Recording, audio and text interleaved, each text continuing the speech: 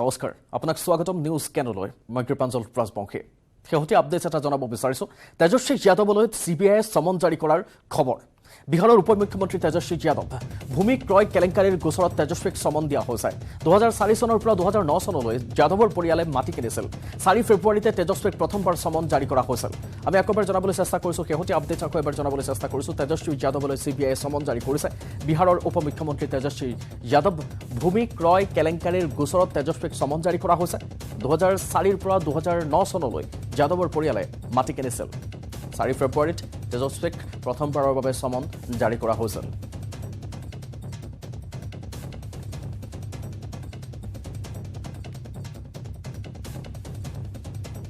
তেজস্বী যাদৱলৈ CBI সমন জাৰি কৰাৰ এই খবৰ আমি জনাইছো 4 পৰা 9 লৈ তেওঁলোকে মাটি কিনিছিল আৰু তাৰ পাছত 4 ফেব্ৰুৱাৰীত তেজস্বী যাদৱক সিবিআই প্ৰথমবাৰলৈ সমন জাৰি কৰিছিল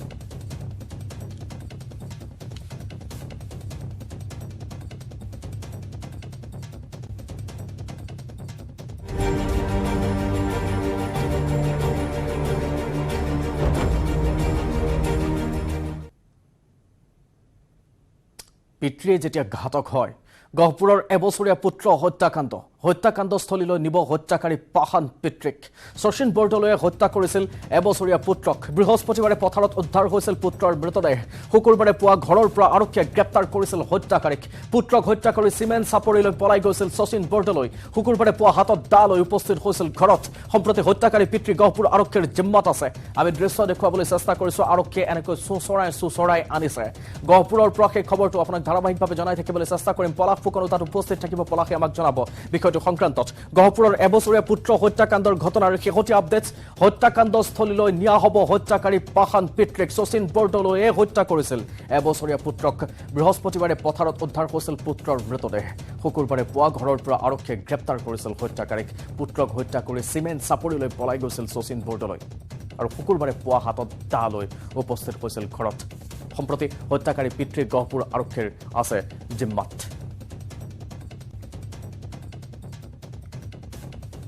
আৰু পলাশ ফুকনৰ ওচৰলৈ যাব বিচাৰিম শেহতীয়া আপডেট বিচাৰে পলাশ আপোনাৰ ওচৰলৈ আহিছো গহপুৰ থানাত উপস্থিত আছো আৰু উক্ত সোণালীবৰী অঞ্চলৰ পাৰ্শ্বৱৰ্তী এলেকাৰ ৰাইজো মোৰ সৈতে দুই এজন আছে আমি তেওঁলোকৰ লগতো কথা পাতিম কওকচোন সমগ্ৰ ঘটনাটো কি ক'ব যেটা আৰক্ষীয়ে 3 দিনৰ বাবে জিম্মাত লৈছে গাঁওবাসীয়ে বিচাৰি আছে ফাঁচি হওক দুখীয়া শাস্তি পাওক আৰু গাঁওবাসীও আতংকিত হৈ আছে তেওঁ যেতিয়া পুৱতি নিশা ঘৰলৈ আহিছিল আকৌ হাতত এখন দা লৈ পৰিয়ালৰ বাকী কেইজন সদস্য কণমানি মাতৃৰ লগতে সন্তানকেইটিক খেদি ফুৰিছিল তেওঁলোক শংকিত হৈ আছে পুনৰ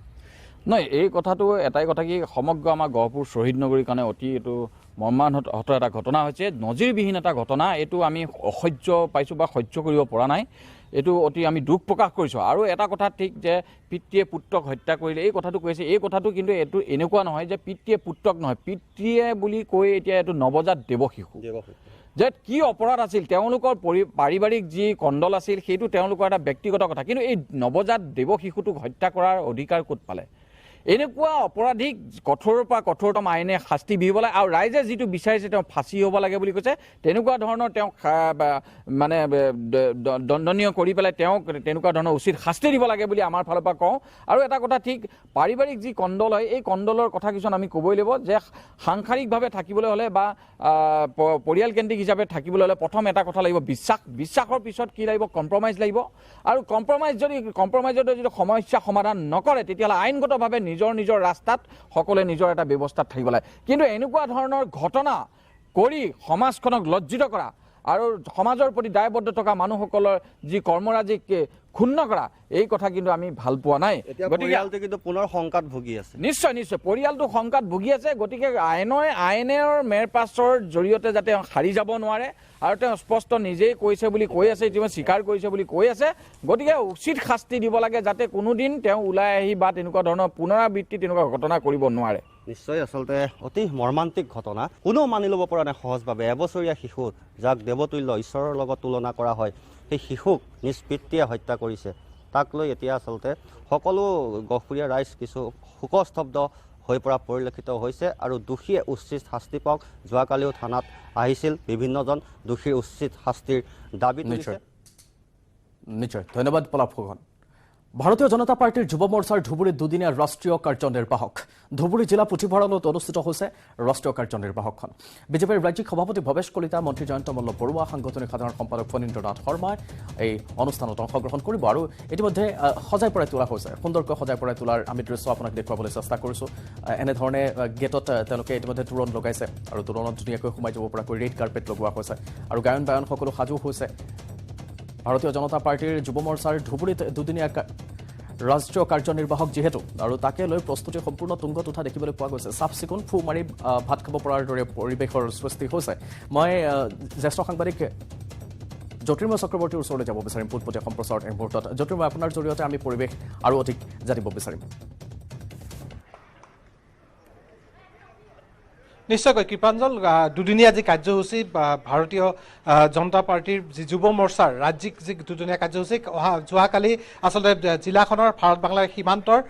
ছত্ৰচালত অনুষ্ঠিত হৈছিল ৩৯খনকৈ জিলা সাংগঠনিক জিলা অসমৰ সেই কমিটি ইয়াত আহি উপস্থিত হৈছে তেওঁলোকৰ যি সভাপতি সম্পাদকৰ লগতে তেওঁলোকৰ যে এক্সিকিউটিভ কমিটিবোৰ সেই সভাত অংশগ্ৰহণ কৰিছে ইতিমধ্যে আমি দেখুৱাইছোঁ জিলা পুথিভঁৰালৰ ভিতৰত যিহেতু এইখন সম্পূৰ্ণভাৱে এটা ৰাজনৈতিক দলৰ যুৱ মৰ্চাৰ এটা সভা আমি ভিতৰলৈ প্ৰৱেশ কৰিব নোৱাৰোঁ বৰ্তমানে সভাখন আৰম্ভ হৈ গৈছে ইতিমধ্যে ৰাতিপুৱা পতাকা উত্তোলন ইত্যাদি কাৰ্যসূচী হৈ গৈছে আৰু সুন্দৰ পৰিৱেশত বৰ্তমানে আৰম্ভ হৈছে আৰু এটা পৰিৱেশ আমি এই মুহূৰ্তত আপোনালোকক দেখুৱাব বিচাৰিছোঁ ইয়াত কাউণ্টাৰসমূহ যে দেখা পাইছে বিভিন্ন জিলাৰ অসমৰ বিভিন্ন জিলাৰ আমি ইতিমধ্যে উল্লেখ কৰিছোঁ ৩৯খন সাংগঠনিক জিলাৰ যি সদস্যসকল আছে যি সাধাৰণ সম্পাদক সভাপতিসকল আছে তেওঁলোকে আহি ইয়াত উপস্থিত হৈছে আৰু তেওঁলোকক আদৰি জনাই পেলাই তেওঁলোকক লৈ যোৱা হৈছে ভিতৰলৈ আৰু বৰ্তমানে যি সভাৰ মূল কাৰ্যসূচী আৰম্ভ হৈছে অলপ পিছতে ইয়াত বিজেপিৰ সভাপতি ভৱেশ কলিতা ফণীন্দ্ৰনাথ শৰ্মা সম্পাদক আৰু ধুবুৰীৰ অভিভাৱক মন্ত্ৰী জয়ন্ত মল্ল বৰুৱা আহি ইয়াত উপস্থিত হ'ব আৰু তেওঁলোকক ইয়াত আদৰণি জনোৱা হ'ব তাৰ কাৰণে ৰৈ আছে আমি তেওঁলোকৰ ওচৰলৈ যাবলৈ প্ৰয়াস এটা কৰি আছোঁ যে আমি যদি কথা পাতিব পাৰোঁ এই মুহূৰ্তত বিভিন্ন ঠাইত দেখা পাইছে আমি যদি কথা পাতিব চেষ্টা অলপ কৰোঁ ইতিমধ্যে মন্ত্ৰী মহোদয় ইতিমধ্যে গুৱাহাটীৰ পৰা মন্ত্ৰী মহোদয় ৰওনা হৈছে কিমান দেৰি আহি পাব আৰু আজি আৰু কোন কোন আহিব আজি কাৰ্যসূচী আজি আমাৰ কাৰ্যসূচী অনুসৰি আমি 9:30 ধ্বজা উত্তোলন কৰিলোঁ পতাকা উত্তোলন হ'ল পতাকা উত্তোলন হোৱাৰ লগে লগে আমাৰ কাৰ্যসূচী আৰম্ভ হৈ গৈছে এই কাৰ্যসূচী দুপৰীয়া 3টালৈকে চলিব আৰু তাতে বিভিন্ন সত্ৰ আছে বিভিন্ন সত্ৰ অনুসৰি সকলে পাৰ্টিচিপেট কৰিব এতিয়া বৰ্তমান আমাৰ প্ৰেক্ষাগৃহত আমাৰ অৰ্গেনাইজেশ্যন জেনেৰেল ছেক্ৰেটাৰী মাননীয় ফণীন্দ্ৰনাথ শৰ্মাদেৱ আছে ডিপ্লু ৰঞ্জন শৰ্মা জেনেৰেল ছেক্ৰেটাৰী আৰু আমাৰ সিদ্ধাংকুৰ বৰুৱাদেৱ আমাৰ যুৱ মৰ্চাৰ ৰাজ্যিক সভাপতি আৰু ৰাজ্যিকৰ গোটেই অসমৰ জিলা সভাপতি সাধাৰণ সম্পাদক আৰু ৰাজ্যিকৰ গোটেই এক্সিকিউটিভ মানে কমিটিখনে উপস্থিত হৈ মিটিংখন এতিয়া পৰিচালনা হৈ আছে লোকসভা নিৰ্বাচনৰ পূৰ্বে ধুবুৰীত এখন সভা যথেষ্ট গুৰুত্বপূৰ্ণ এখন সভা ইউডিএফৰ গড় বুলি কোৱা হয় বিগত 15 বছৰত ইউডিএফে জয়লাভ কৰি আহিছে সেই সময়ত কি কোৱা যায় ভাৰতীয় জনতা পাৰ্টি প্ৰত্যেকটো নিৰ্বাচনেই হওক বা প্ৰত্যেকটো কাৰ্যক্ৰমেই হওক গুৰুত্ব সহকাৰে লয় আমাৰ কাৰণে কোনো প্ৰাণ পিছপৰোৱা নহয় আমি আমাৰ অসমত বসবাস কৰা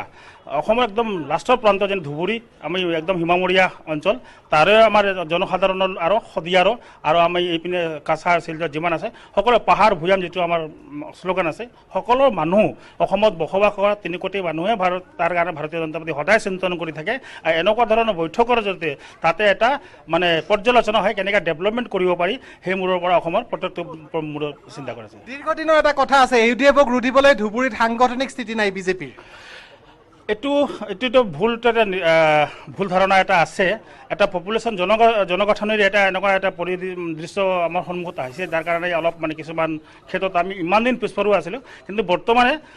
নৰেন্দ্ৰ মোদীজীক চাই আৰু মাননীয় আমাৰ হেমন্ত দাক চাই যুৱ প্ৰজন্ম আৰু মহিলাই বিশেষকৈ এতিয়া আশীৰ্বাদ দিয়া আৰম্ভ কৰিছে তাৰ কাৰণে আমাৰ যি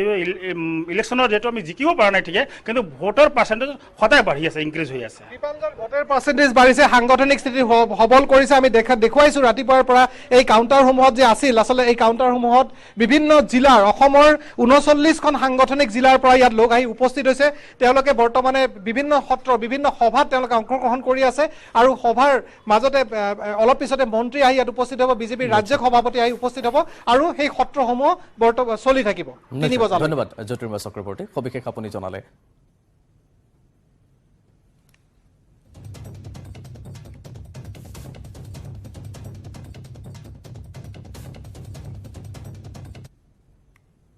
আৰু বহু খবৰ আছে নিউজ কেনত জনাই থাকিম লৈছোঁ এটা বিৰতি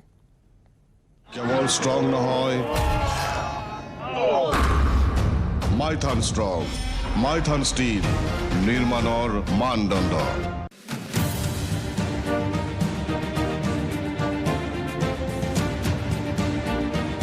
তাৰ পিছত এতিয়া অন্ধকাৰত নৱশৰণীয়াৰ ৰাজনৈতিক ভৱিষ্যত। কোকৰাঝাৰৰ সাংসদ নৱকুমাৰ শৰণীয়াৰ ভুৱা জনজাতিৰ প্ৰমাণপত্ৰৰ বিৰুদ্ধে পূৰ্বৰে পৰাই ন্যায়ালয়ত আইনী যুঁজ অব্যাহত ৰখা BPF নেত্ৰী মালতী ৰাণী নাৰ্জাৰীয়ে প্ৰতিক্ৰিয়া প্ৰকাশ কৰিছে। নৱকুমাৰ শৰণীয়াই নিজৰ লগতে আন সকলোকো বিপথে পৰিচালিত কৰিব বিচাৰিছে বুলি অভিযোগ কৰিছে মালতী ৰাণী নাৰ্জাৰীয়ে। জনজাতিৰ প্ৰমাণপত্ৰ কটা যোৱা নৱকুমাৰ শৰণীয়াৰ সাংসদ পদ খাৰিজ কৰাৰো দাবী জনাইছে নাৰ্জাৰীয়ে। আমি শুনাম তেখেতৰ ভাষ্য।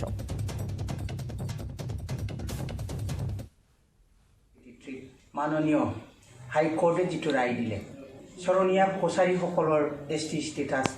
খাৰিজ কৰা হ'ল, সেইটোলৈ মই আদৰণি জনাইছোঁ। কাৰণ এইটোৰ যোগেদি যিসকল ট্ৰাইবেলৰ অধিকাৰী তেওঁলোকক বঞ্চিত কৰি কিছুমান মানুহে ভুৱা ST চাৰ্টিফিকেট লৈ যি ভোগ কৰিলে, চাকৰিৰ পৰা আদি কৰি পঢ়া শুনাৰ ছাত্ৰসকলৰ লগত ইভিন MP কোকৰাঝাৰ ৫ নং লোকসভা সমষ্টিৰ MP পৰ্যন্ত এই নকল চাৰ্টিফিকেট লৈয়েই আজি 9 বছৰ ধৰি মানে MP হিচাপে থাকিলে। আজি সেই গোটেইবিলাক খাৰিজ কৰি উচ্চ ন্যায়ালয়ে যিটো আমাক ৰায়দান দিলে তাৰ কাৰণে যথেষ্ট অশেষ ধন্যবাদ আমি ট্ৰাইবেলসকলৰ কাৰণে। শৰণীয়া কছাৰী জনগোষ্ঠীৰ জনজাতিৰ মৰ্যাদা প্ৰত্যাহাৰৰ পিছতে শৰণীয়া কছাৰী ছাত্ৰ সন্থাই প্ৰতিক্ৰিয়া ব্যক্ত কৰিছে। গুৱাহাটী উচ্চ ন্যায়ালয়ে শৰণীয়া কছাৰীৰ প্ৰমাণপত্ৰৰ নটিফিকেশ্যনহে প্ৰত্যাহাৰ কৰিছে, জনজাতিৰ মৰ্যাদা কৰ্তন কৰা হোৱা নাই। শৰণীয়া কছাৰীসকলে ভাৰতীয় সংবিধানৰ অন্তৰ্গত কছাৰী হিচাপে প্ৰমাণপত্ৰ লাভ কৰি আহিছে। কোনোবাই আক্ৰোশমূলকভাৱে জনগোষ্ঠীটোৰ প্ৰাপ্য অধিকাৰ কাঢ়ি নিব খুজিলে সেয়া কেতিয়াও মানি লোৱা নহ'ব বুলি হুংকাৰ দিয়ে সংগঠনটোৰ কেন্দ্ৰীয় সাধাৰণ সম্পাদক দীপজ্যোতি শৰণীয়াই। এতিয়া নটিফিকেশ্যনখন জাষ্ট উইথড্ৰহে কৰিছে, এইখন কেঞ্চেল কৰা নাই। গতিকে ইয়াৰ ৰাস্তা নিশ্চিতভাৱে ভৈয়াম জনজাতি ডিপাৰ্টমেণ্টে নিশ্চয়কৈ ৰাস্তা উলিয়াব। আৰু যদি চৰকাৰখনৰ সদিচ্ছা আদায় কৰিবৰ কাৰণে আমি সক্ষম নহওঁ বা চৰকাৰখনে এই আদিম জনগোষ্ঠীটোক যাতে জনজাতিৰ পৰা বঞ্চিত কৰিব বিচাৰে, নিশ্চিতভাৱে আমাৰ আইনী ব্যৱস্থা গ্ৰহণ কৰিব লাগিব। ৰিট পিটিশ্যন নতুবা PIL হ'লেও আমি দাখিল কৰিবৰ কাৰণে হয়তো অগ্ৰসৰ হ'ব লাগিব। কাৰণ আমাৰ সাংবিধানিক যিটো মৰ্যাদা, সাংবিধানিক যিখিনি অধিকাৰ, সেইখিনি আক্ৰোশমূলকভাৱে কোনোবাই মানে নাইকিয়া কৰিবৰ কাৰণে অপচেষ্টা ল'ব, সেইখিনিত আমি জনগোষ্ঠীটোৰ সকাহ দিবৰ কাৰণে জাতীয় সংগঠনে কৰ্মপন্থা অৱলম্বন নকৰিম, এইটো কোনো কাৰণতে হ'ব নোৱাৰে। আৰু গুৱাহাটী মহামান্য উচ্চ ন্যায়ালয়ে যিটো 28 তাৰিখৰ যিটো ফাইনেল ভাৰ্ডিক্ট, এইটোতো কোৱা নাই যে শৰণীয়া কছাৰীসকল জনগোষ্ঠীৰ মানুহ নহয় আৰু শৰণীয়া কছাৰীসকলক জনজাতি প্ৰমাণপত্ৰ দিব নালাগে বুলি গুৱাহাটী মহামান্য উচ্চ ন্যায়ালয়ৰ যিটো ফাইনেল ভাৰ্ডিক্ট, তাতো কোনো ধৰণৰ এনেধৰণৰ কথা উল্লেখ নাই। শাৰী শাৰী নাহৰ গছৰ অপৰূপ দৃষ্টিনন্দন শোভাই আৱৰি ৰখা ধেমাজিৰ চিমেণ্ট চাপৰিৰ এখন বিশেষ গাঁও। গাঁওখনৰ ইমূৰৰ পৰা সিমূৰলৈ মূল পথটোৰ দুয়োকাষে কেৱল শাৰী নাহৰৰ গছৰ অপৰূপ শোভা। ৩ নং চিমেণ্ট চাপৰিৰ এয়া গাঁৱৰ দৃশ্যই এতিয়া সকলোকে হাত বাউলটি মাতে। নাহৰৰ সেউজীয়া আচ্ছাদনেৰে আৱৰি ৰখা অনন্য সুন্দৰ পথটো চাবলৈ ভিৰ কৰে অসংখ্যজনে। কোনোৱে যদি মোবাইলত আবদ্ধ কৰে পথটোৰ সৌন্দৰ্য, কোনোৱে আকৌ শ্বুটিঙত ব্যৱহাৰ কৰে ইয়াৰ সৌন্দৰ্য। শাৰী শাৰী নাহৰৰ শোভাই জাতিষ্কাৰ কৰা এই পথছোৱা কিন্তু এদিনতে সৃষ্টি হোৱা নাছিল। ইয়াৰ আঁৰত আছিল এজন প্ৰকৃতিপ্ৰেমী ব্যক্তি, শিক্ষক যোগেন গগৈ। দীৰ্ঘদিনীয়া শ্ৰম আৰু তেওঁৰ প্ৰচেষ্টা ইয়াত জড়িত হৈ আছে। সঁচা অৰ্থত প্ৰাকৃতিক সেউজীয়া কৰাৰ লক্ষ্যৰে 1995 চনৰ পৰা 1996 চনতে যোগেন গগৈয়ে ৰোপণ কৰিছিল শাৰী শাৰীকৈ এয়া নাহৰ গছৰ পুলি।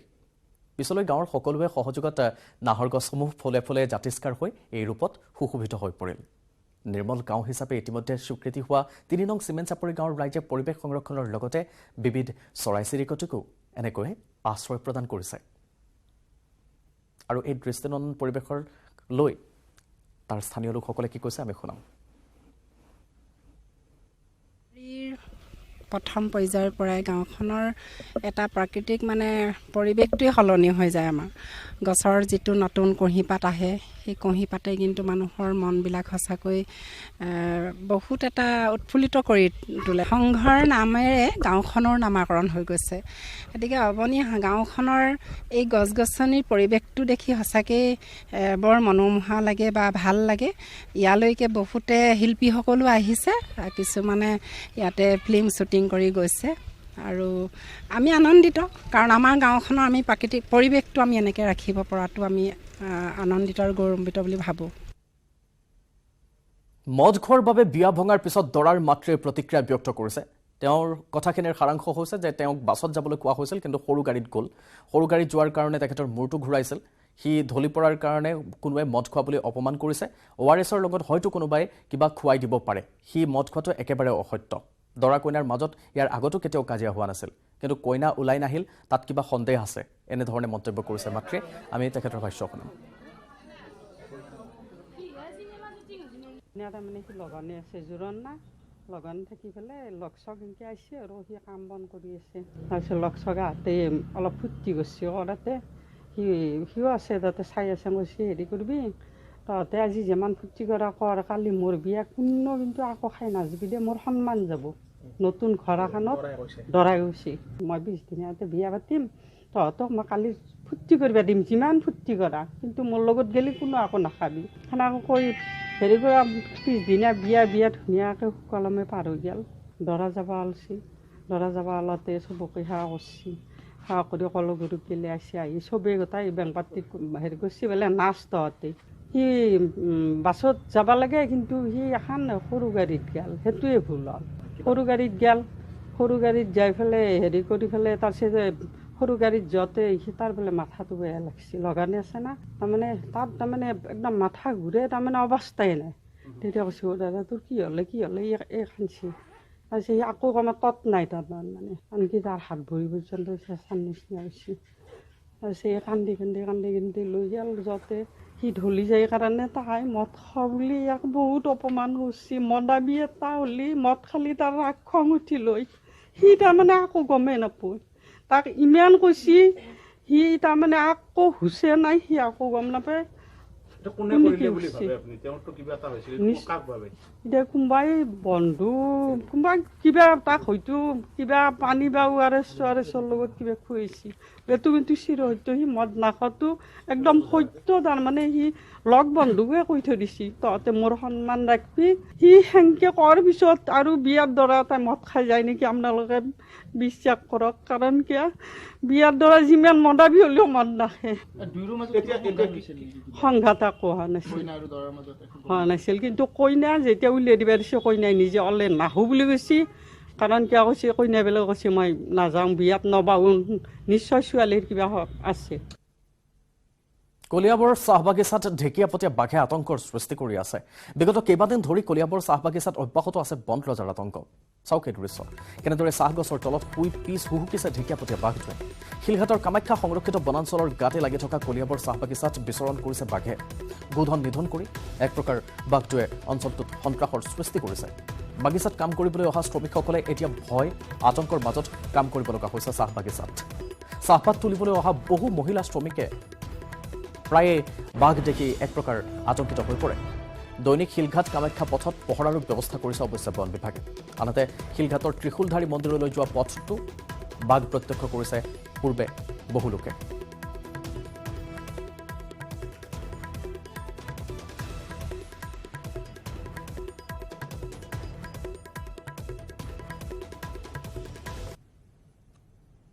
নিউজ কেনত আৰু এটা বিৰতি লৈছো